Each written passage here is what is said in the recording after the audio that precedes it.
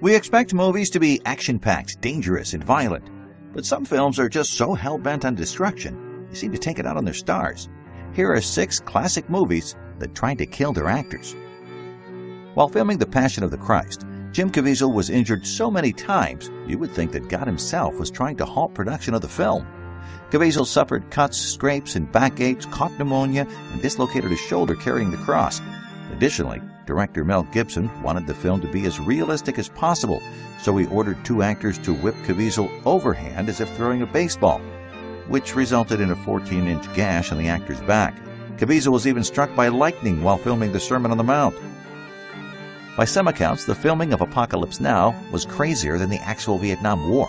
The set was riddled with cocaine parties and dead bodies, and at one point, Martin Sheen suffered a heart attack.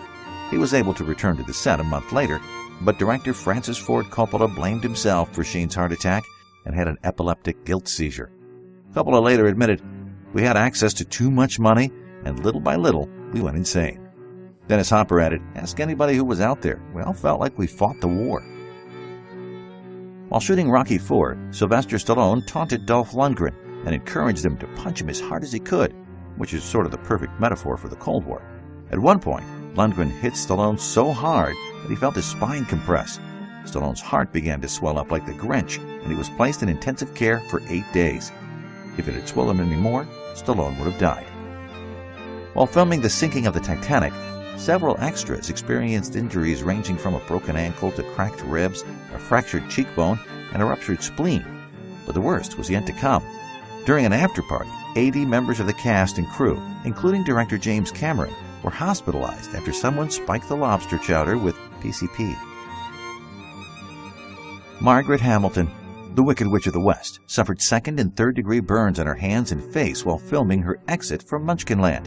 Her character was supposed to vanish in a burst of flames and smoke, but the trapdoor malfunctioned, leaving her exposed to the pyrotechnics. She was hospitalized for 6 weeks and agreed to return on one condition: no more fireworks. Hamilton wasn't the only actor maimed by the film. The original Tin Man, Buddy Ebsen, suffered a severe allergic reaction to his aluminum makeup, which resulted in a collapsed lung and lifelong respiratory problems. He later wrote in his autobiography, "One night in bed I woke up screaming. The cramps in my arms advanced into my chest to the muscles that controlled my breathing. If this continued, I wouldn't even be able to take a breath. I was sure I was dying." During the filming of the Lord of the Rings trilogy, the whole fellowship experienced a range of injuries. Sean Astin stepped on a piece of glass. Viggo Mortensen broke his toes. Orlando Bloom cracked a rib after he fell off his horse. John Rhys Davies, not to be outdone by Legolas, suffered a broken back, a broken arm, and was at one point scalped by a wall. It wasn't just humans who were endangered either. Animal handlers involved with the filming of the Hobbit trilogy believe that as many as 27 animals were killed during the production of the films. The animals were kept at a farm riddled with bluffs, sinkholes, and other death traps. One horse cut open his leg on a fence. Several chickens were mauled to death by dogs, and goats and sheep regularly died after contracting worms or falling into sinkholes. And if that's not sad enough for you, the first animal to be euthanized on the set was a miniature horse named Rainbow.